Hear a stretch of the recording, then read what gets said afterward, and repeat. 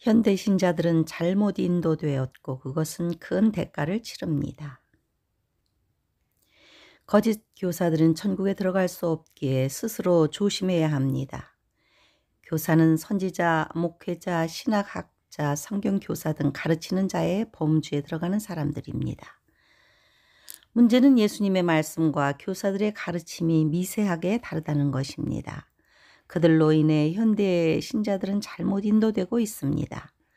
설교를 수없이 듣지만 긴장감도 없고 결단도 없으며 삶의 변화도 일어나지 않습니다. 우리는 그리스도의 가르침과 지도자들의 가르침이 충돌할 때 어떤 것을 따를 것입니까? 선생이었던 야고보는 선생을 위험한 일로 규정하고 선생이 많이 되지 말라 권면했습니다. 교사들에게도 사람들을 잘못 인도하지 말라고 경고하십니다. 내 형제들아, 너희는 선생된 우리가 더 큰 심판을 받을 줄을 알고 선생이 많이 되지 말라. 베드로와 사도 요한도 많은 거짓 선지자가 세상에 나왔다고 경고했습니다. 백성 가운데 또한 거짓 선지자들이 일어났었나니 이와 같이 너희 중에도 거짓 선생들이 있으리라. 그들은 멸망하게 할 이단을 가만히 끌어들여 자기들을 사신 주를 부인하고 임박한 멸망을 스스로 취하는 자들이라. 사랑하는 자들아, 영을 다 믿지 말고 오직 영들이 하나님께 속하였나 분별하라. 많은 거짓 선지자가 세상에 나왔음이라. 일곱 교회에도 발람, 이세벨 같은 거짓 선지자와 니골라당 같은 이단이 있었습니다. 예수님께서도 참으로 거짓 선지자들에 대해 많이 말씀하셨습니다.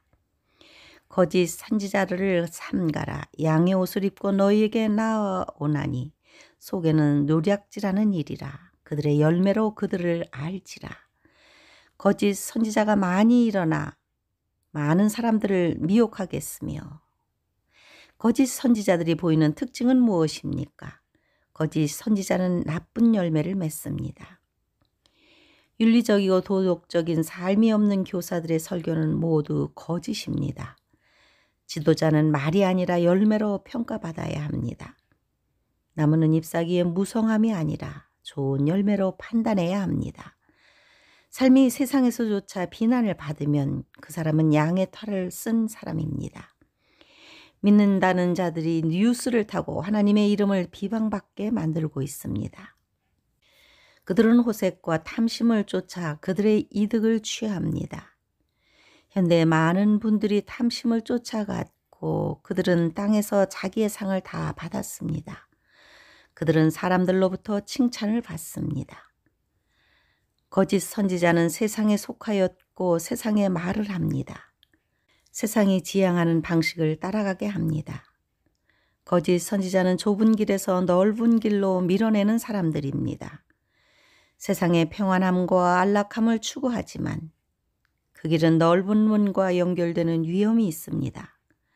세상에 속하였다는 뜻은 세상에 먹고 마시는 일에 취하는 것이며 세상의 방식으로 살아간다는 것입니다. 거짓 선지자는 실족하게 합니다. 얼마나 많은 사람들이 교회에서 상처를 받거나 실망하여 교회를 떠나게 만들었습니까? 또한 얼마나 많은 사람들을 염소나 쭉정이 신자로 만들었습니까? 문제는 교회가 그 심각성을 깨닫지 못하는 것입니다. 거짓 선지자는 사람들을 미혹합니다. 그들이 사람들을 미혹하는 이유는 그들의 교세를 확장시켜 더 많은 권세를 취하고 이익을 크게 하기 위함입니다. 거짓 선지자를 추종하는 어리석은 자들이 너무 많습니다. 거짓 선지자는 말씀을 지키지 않아도 된다고 가르치며 결과적으로 말씀을 불순종하게 만듭니다. 현대의 교사들에게서 가장 광범위한 거짓 선지자의 유형은 이런 모습입니다. 그들은 주님의 말씀을 지키지 않도록 가르치는데 이것은 가장 위선적이고 전형적인 거짓 선지자의 유형입니다. 현대교회가 타락하고 말씀이 변질된 가장 큰 이유일 것입니다. 주님께서도 산상수훈에서 가장 강조하신 것이 이 부분이었습니다. 마지막 거짓 선지자는 불법을 용납합니다. 그들은 말로는 믿는다고 했지만 마음과 삶으로는 하나님의 뜻을 거절하며 살았습니다. 불법이란 죄악이므로 죄를 지어도 상관없다는 식으로 신앙생활을 한 것은 나쁜 열매를 맺은 삶으로 요약할 수 있습니다. 거짓 교사들의 결말은 어떻게 될까요? 야고보는 자신을 포함하여 선생들이 조심할 것을 당부하고 더 큰 심판을 받을 것이라 했습니다.